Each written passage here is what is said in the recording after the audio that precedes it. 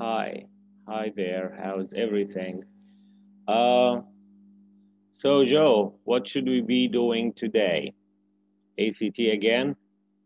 All right. ACT it is. So let's go to answer some ACT English test questions. Okay.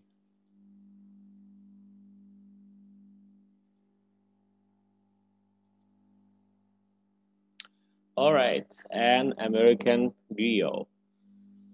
When storyteller Mary Carter Smith practices her art and everybody listens, uh, no change, all right? Or Smith, comma, practices her art, yeah. So I think D is the best answer because we know uh, we shouldn't put a comma between Smith and practices, like between the subject and the verb, okay? And also, yeah, so B is not acceptable, C is not acceptable, and D is the one that is acceptable, okay? Because we shouldn't put a comma between the subject and the verb, okay? Yeah. And also no change is not the best answer because we don't need and here, okay? So we should put a comma instead of and. Everybody listens, okay? All right, let's go to 32. Okay, 32 says what indeed she identifies strongly with the griots of Western Africa or West Africa. Yeah, let's read from a little bit earlier. Smith is fully aware of the other values of storytelling. Indeed, she identifies strongly with blah, blah, blah. So, yeah, indeed is a good choice here. So, F is the best answer. If we have a question with a no change as one of the uh, options for answer, we should consider it first. If it makes sense, then this would be the correct answer. If not, we go to a better answer. So let's go to 33. West Africa, those village storytellers where they use songs, poems, and narration. That doesn't make sense. So no change is not the best answer. Storytellers who use songs. Yeah, because who refers back to storytellers or a relative pronoun of a subject. So it should be who, not whom. We would choose C, whom, if it refers to an object. Okay, but B is the best answer because it replaces a subject. That storytellers who use songs. And D is not a good answer here. Let's go to 34. 34 says, uh, yeah, Smith is the official griot of both the city of Baltimore and the state of Maryland. Uh, Semicolon, she has served as griot in residence at blah, blah, blah, at several universities. Uh, so the best answer here should be, yeah, Maryland, full stop, no, Maryland, comma, and she, Maryland, and she serves. I think J would be the best answer. We just put a comma, okay, because Smith is the official griot of the city of Maryland and the state of Maryland, comma, she has served as griot in residence at several universities. Okay, so 34J. All right, let's go to 35. Yes, several universities. The writer is considering deleting the phrase at several universities from sentence 8. If the phrase were deleted, the essay would primarily lose what? In 35, if we read it one more time.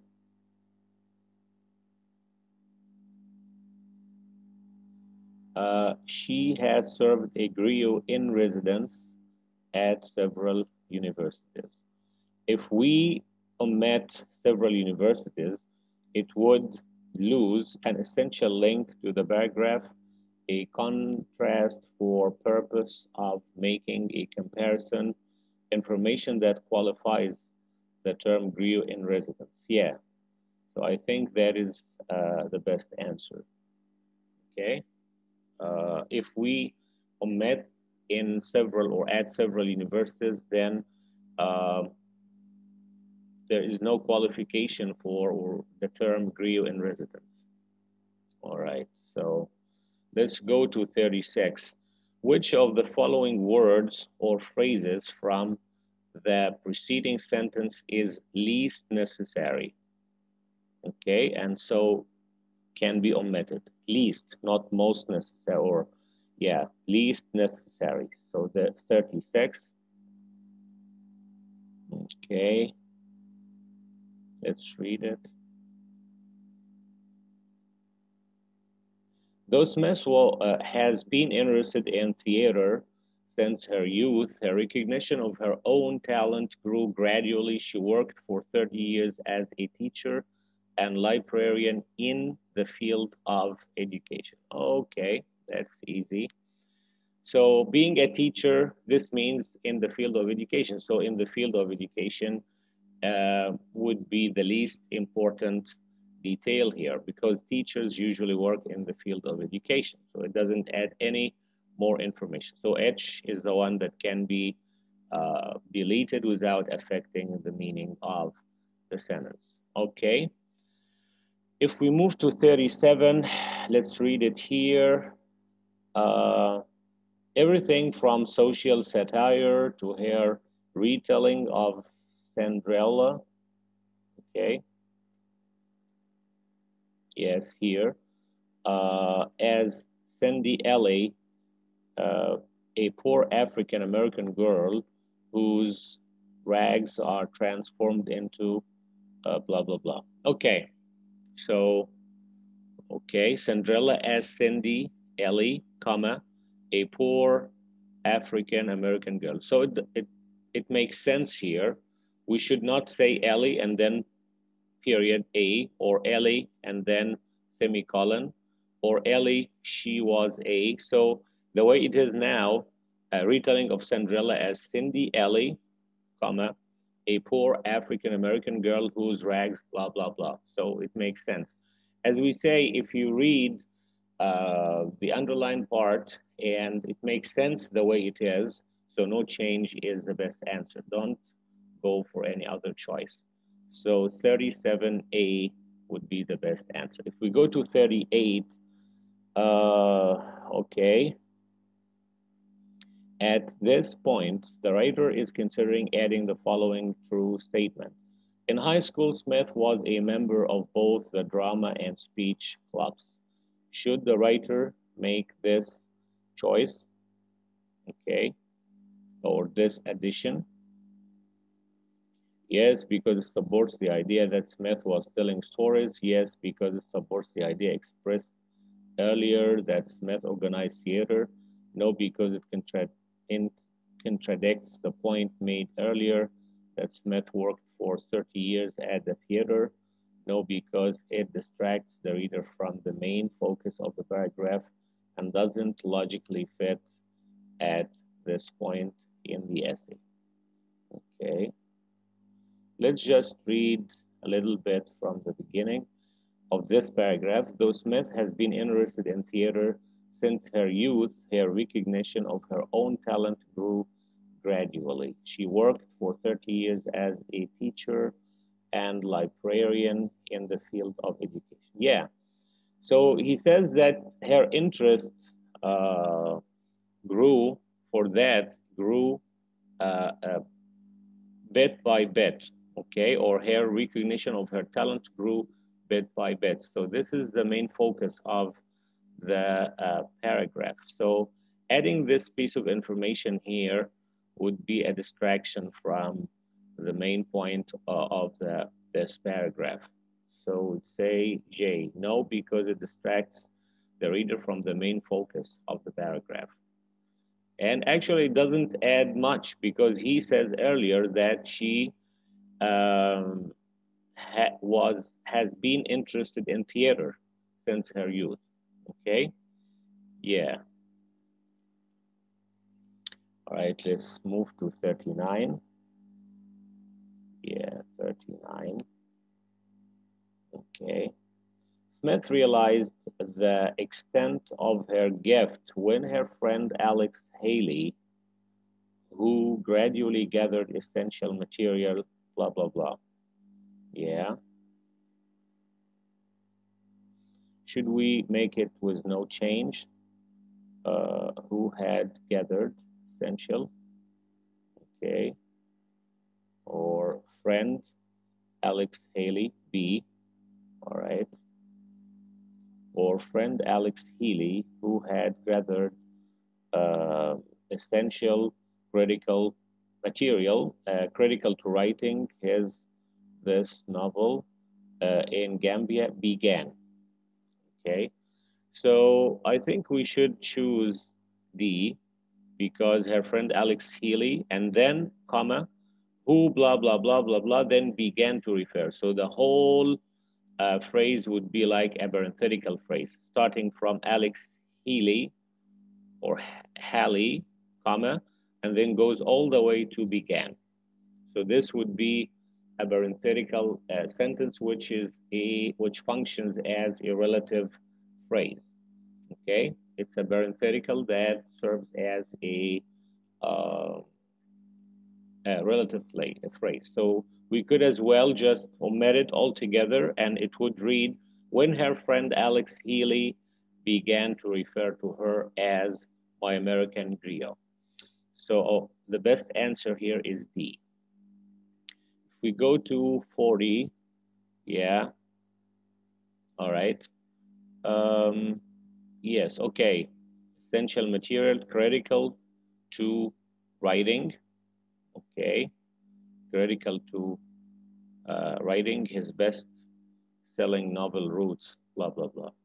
Well, we should say critical for writing, not critical to.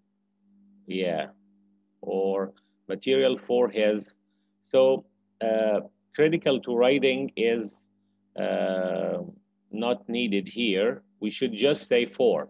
So material for his best-selling novel roots from. Okay, okay.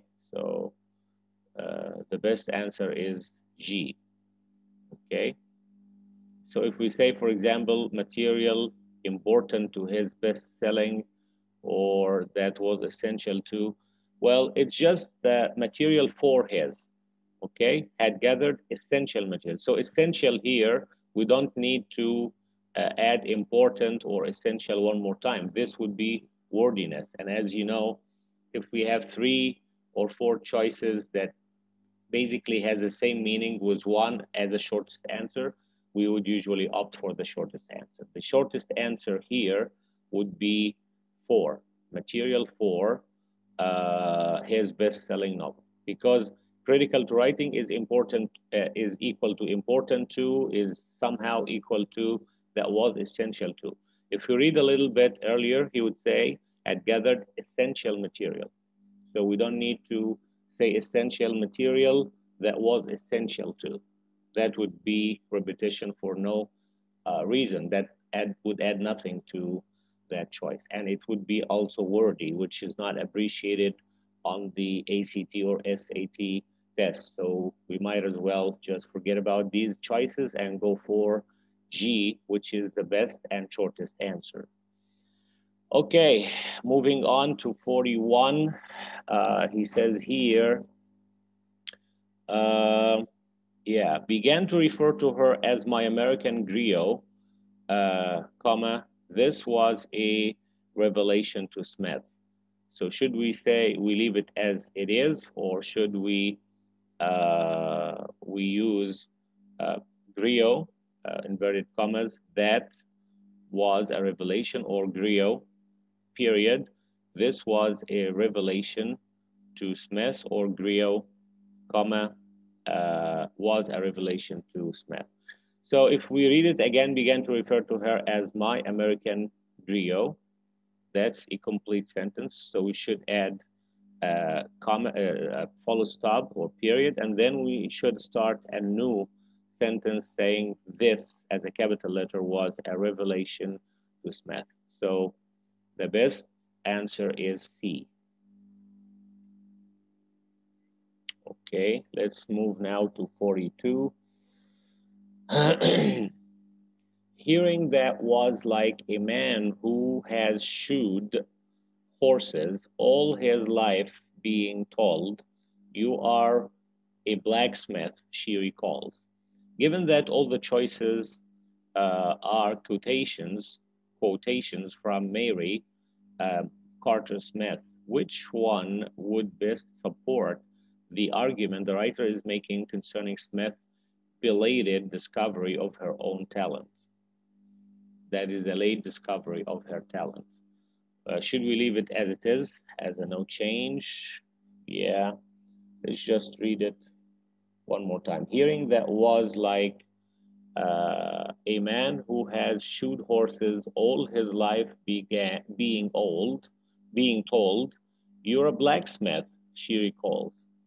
Okay, that makes sense because here, somebody who's been shoeing horses, like mending or putting shoes on horses, and then everybody would call him, you're a blacksmith, and he didn't realize it, you know, but he's been actually doing this all his life. Yeah, that makes perfect sense. So if should be the best answer, but let's just go through the other choices. You've got a to reveal truth to your listeners. No, through his novel, Alex Healy was a in somewhat performing function of a griot for American. I'd say, Jay, I'd say that one of the most crucial moments in my development as a storyteller is a few hours I once spent listening. No, this is also too long. So I think the best answer is F, no change. Okay, because it just conveys the idea clearly and in the shortest possible way. If we go to 43, all right. Today's math repertoire is so vast that she could speak consecutively for 12 hours straight without running out of material.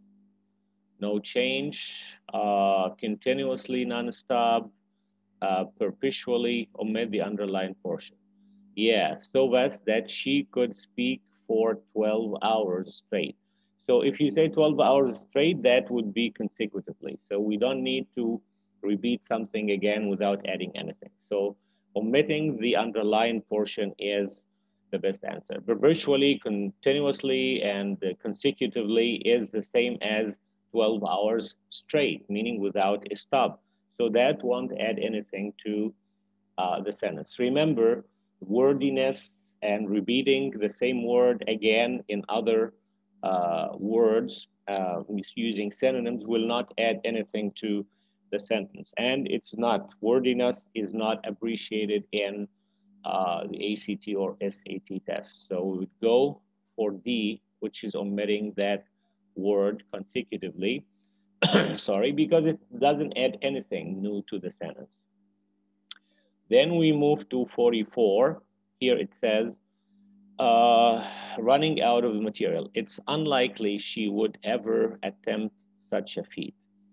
Okay, no change. Yeah, if we say it's unlikely she would ever attempt such a feat, that is telling a story for 12 hours or telling several stories for 12 hours straight. Yeah.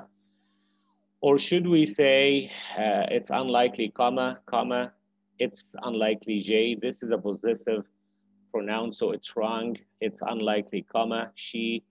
Yeah, it's also a simple question. If we have many choices and one makes sense without any punctuation, then we would go for that. Go for simple if it makes sense. So it's unlikely she would ever attempt such a feat again. Makes perfect sense. That's the correct answer. So uh, here, no change. F is the correct answer. The last question for this paragraph or this passage Starts from 40. Yeah, let's go to 45. Where's 45? That's on the whole passage. So here it says, suppose the writer had uh, intended to write a brief essay focusing on the various ways that storytelling influences community values. Would this essay successfully fulfill the writer's goal? Yes, because the essay indicates that Smith believes storytelling pulls a community together. Yes, because the essay shows that Smith's Baltimore community valued her gift as a storyteller. No, because the essay focuses on the griots of Western Africa. No, because the essay's main focus is on one storyteller and the way in which she practices her art. Yeah, I think yes, D. Because the main focus here is talking about her, Smith, okay, and how she practices art. It's not talking about the griots or storytellers of Western Africa, as he says, and it's not A or B because they say yes. They don't talk about you know, community or influencing the values of the community or anything. They just focus on one storyteller and the way she practices her art. Okay, so D is the best answer. Remember, two taps on the SAT or ACT. Um, if you have a choice of no change, read it carefully first. If it makes sense, then go for it. If we have one choice without punctuation and it makes sense, go for it. If we have the shortest answer or a very short answer that more or less says what longer choices say, so then go for the shortest one. So wordiness is not appreciated. Re-saying or saying one more time, in other words, the same concept or the same idea is not appreciated in one sentence. So usually go for the simplest, the shortest answer if it is correct. If you have a question about delete or omit the underlined portion, also read it carefully. If it makes sense, go for it. Okay? Best of luck, and we will be doing some ACT test answering again in the following um, videos. So uh, let's be doing that, and good luck for those who are sitting for the April round of the ACT. Okay, thank you.